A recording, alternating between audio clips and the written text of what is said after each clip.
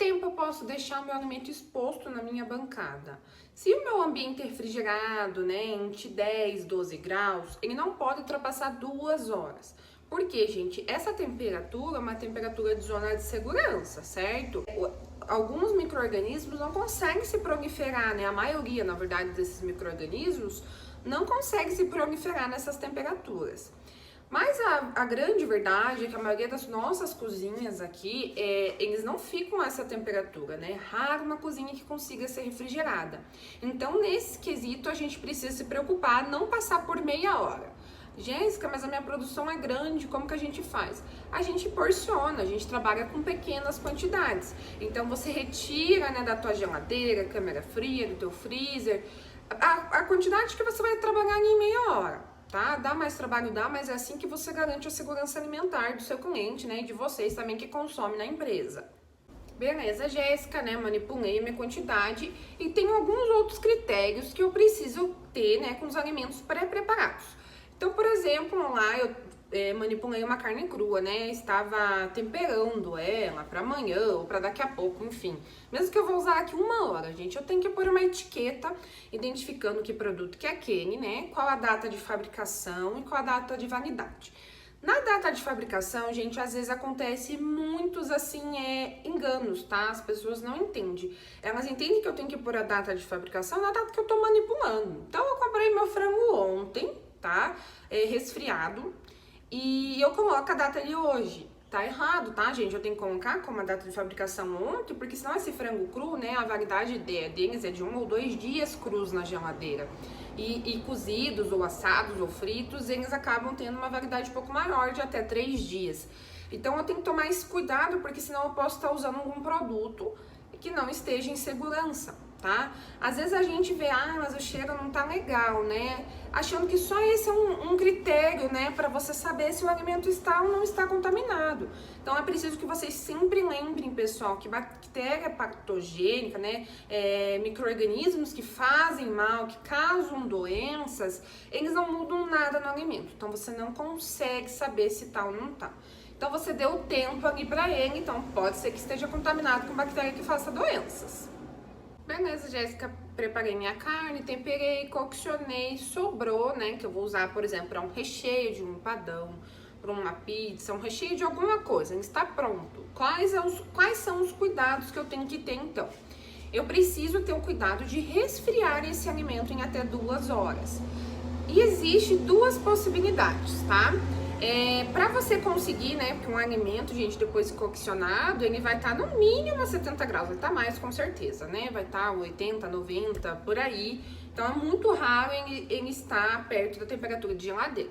Tá, mas se eu colocar esse produto na minha geladeira, o que vai acontecer? Eu vou estragar os outros alimentos na geladeira, eu vou utilizar mais energia, eu vou gastar mais energia para a geladeira conseguir baixar naquela temperatura, e não vai resolver a questão do seu produto, que no meio do produto ele vai estar morno, ele vai ficar morno, tá? Se você fizer o teste até no outro dia, gente, você pode pôr, né, numa vasinha e fazer esse teste, mas você vai perder teu produto.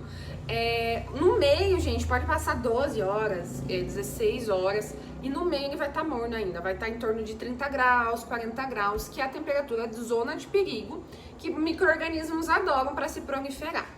Então, gente, como que eu posso fazer? Então, existem 2 possibilidades. A gente pode, né, forçar esse resfriamento. Então, eu posso pegar uma bacia, colocar água com gelo e colocar como se fosse uma banho-maria, só que no gelo. E de vez em quando ali eu tô mexendo, só que eu tenho que cuidar, pessoal, para que em 2 horas ele esteja no centro geométrico do alimento, 10 graus Celsius. Se isso não acontecer, já tem um risco de crescimento microbiano. Beleza, Jéssica, deu 10 graus e agora o que eu faço? Eu coloco na minha geladeira, tá? Se for para resfriar o produto, porque nem vai conseguir abaixar ali para 4 graus, por exemplo. Ou eu coloco num freezer, né? Que o ideal seria menos 18 graus, que vai ter a validade por 3 meses, tá? São 90 dias. Também existe a possibilidade de equipamentos, né, que forçam esse resfriamento. São equipamentos chamados ultracongeladores ou ultra-resfriadores. No entanto, eles têm um custo bem elevado, tá? Se vocês colocarem aí na internet, vocês vão conseguir ver os preços. Tem de vários tamanhos, então vai depender, né, da sua demanda. Existem também esses equipamentos, se é uma alta produção, do tamanho tipo de câmeras frias, então é bem legal também. É um produto caro, mas que vale a pena, né? Em 40 minutos você pode resfriar uma caldeira inteira, por exemplo. Então seriam essas duas maneiras, tá? Ou forçado no gelo ou forçado via equipamento.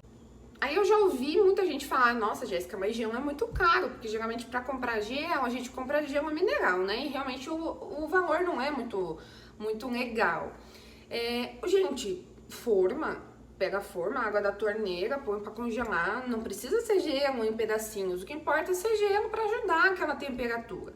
Eu sempre tenho que lembrar, gente, de estar transferindo a parte, né, da lateral da minha cuba para dentro, para ele vai ir resfriando. Não adianta também eu só esquecer lá, né, o recipiente no banho-maria do gelo, que ele não vai resfriar ali no meio. Então tem que tomar esse cuidado, tem que ter sempre alguém ali mexendo e cuidando do horário, né, para ver se não vai dar 2 horas e o alimento ainda tá morto. Outro detalhe, gente, que parece óbvio, mas as pessoas esquecem realmente, né?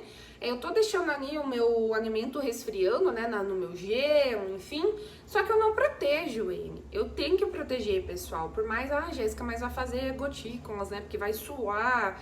Mas eu preciso proteger, porque aqui, gente, tá caindo pó, tá caindo fungo, tá caindo tudo. Tem micro-organismos no ar que vai estar sedimentando ali.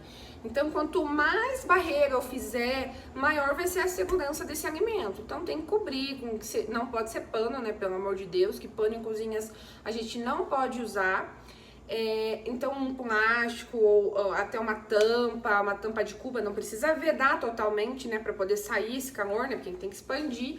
Mas tem que deixar o mais coberto possível, tá? Congelei, então, decidi congelar o meu produto e agora eu vou precisar utilizá-lo. Como que eu tenho que fazer esse descongelamento, pessoal? O que muita gente até faz em casa, né, pessoal? Deixa lá na bancada o frango descongelando ou põe no sol, né? Se tem uma janela próxima, põe no sol para descongelar mais rápido. Gente, vamos pensar aqui comigo, tá? Se eu dou tempo e temperatura, é o que o micro-organismo que causa a doença precisa, né? Então, eu estou dando tempo, porque eu vou deixar um tempo ali, né? Porque descongelar não é em 1 hora que vai descongelar. Vou deixar ali no sol, que vai estar uma temperatura no mínimo, né, gente? Sei lá, de 25 graus, vamos chutar? Mas não vai estar abaixo de 10 graus. Acho impossível um sol estar abaixo de 10 graus. Então, eu vou estar dando tempo e temperatura, que é lá, gente, onde no centro tá congelado, mas em volta da carne, você põe o dedo e não tá mais descongelado, ali, gente, já tá tendo crescimento microbiano, que eu tenho proteína, eu tenho nutriente, eu tenho água naquele alimento e tenho tempo e temperatura. Então, eu tenho tudo que o micro-organismo patogênico precisa. Então, não pode, essas estratégias não funcionam. Outro erro comum, gente, que eu observo, nossa, eu preciso pra ontem, né, essa carne, enfim, qualquer coisa. Pega a água fervendo e joga no produto, e o produto tá congelado. Vamos pensar comigo de novo, tá? O que eu tô fazendo? Eu acabo, né, coccionando, cozinhando aquela parte que entrou em contato com a água fervendo, certo? Que ela fica até com uma cor mais escurecida, assim. Beleza, colocou ali, matei aqueles micro-organismos. Mas e dentro, gente, que tá congelado? Você acha que não vai ter uma troca de informação ali? Vai sim, gente, vai ter uma contaminação cruzada do próprio alimento. Ele vai acabar passando as bactérias, né, que é natural, né? Nada é estéril, nenhum alimento é estéril, tem bactérias naturais ali, mas vai passar naquela parte que já tá cozida. E aí, gente, você vai pegar naquele alimento, enfim, vai levar esses micro-organismos para qualquer outro lugares, tá? Então, não funciona também. Inclusive, é muito arriscado, tá? Esse tipo de conduta. A não ser que tenha que ser um dessalgue, né? Aí vocês têm que ver, conforme a recomendação do fabricante, como fazer. Mas aí é uma outra situação. Eu tô falando no geral, né? Carnes, peças congeladas, enfim, qualquer coisa que você congelou e precise rápido. Então, gente, a programação dentro de uma cozinha é tudo, né? A gente sempre precisa se programar. Então, se eu preciso, gente, eu tenho que deixar numa geladeira a 4 graus para descongelar. Eu tenho muito problema aqui em Curitiba, que é gelado, né, pessoal? No nosso inverno, por exemplo, a gente não consegue ter os produtos que descongelem rapidamente.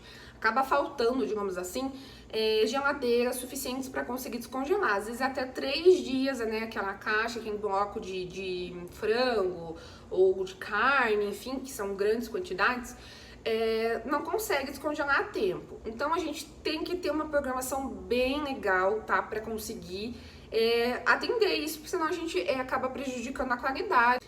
Mas enfim, tem que conseguir descongelar em geladeira. Numa emergência eu posso usar o micro-ondas, tá? Ou a mesma panela, mas ele tem que descongelar por inteiro, rapidamente.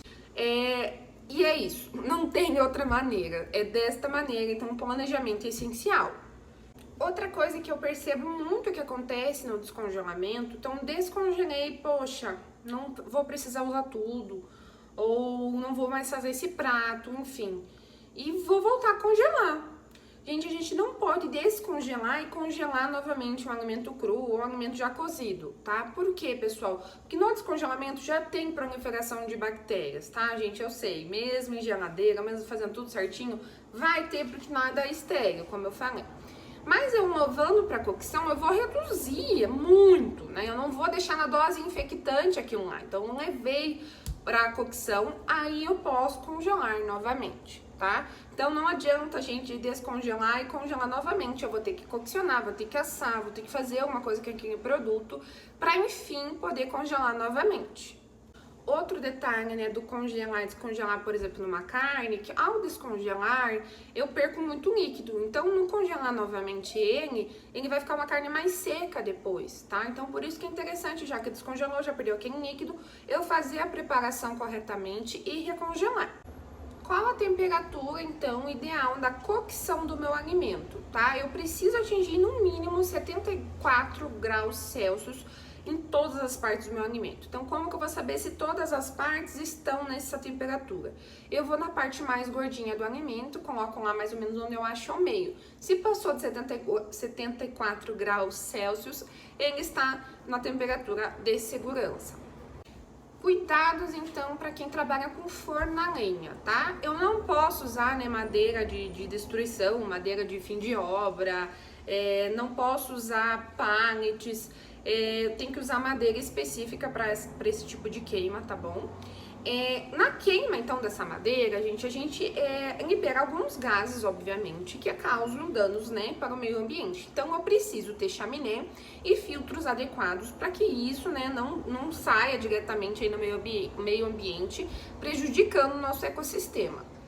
Algumas pessoas também acham que pode usar também móveis, cadeiras velhas, né, caixas, essas caixas de ceasa que vem de madeira.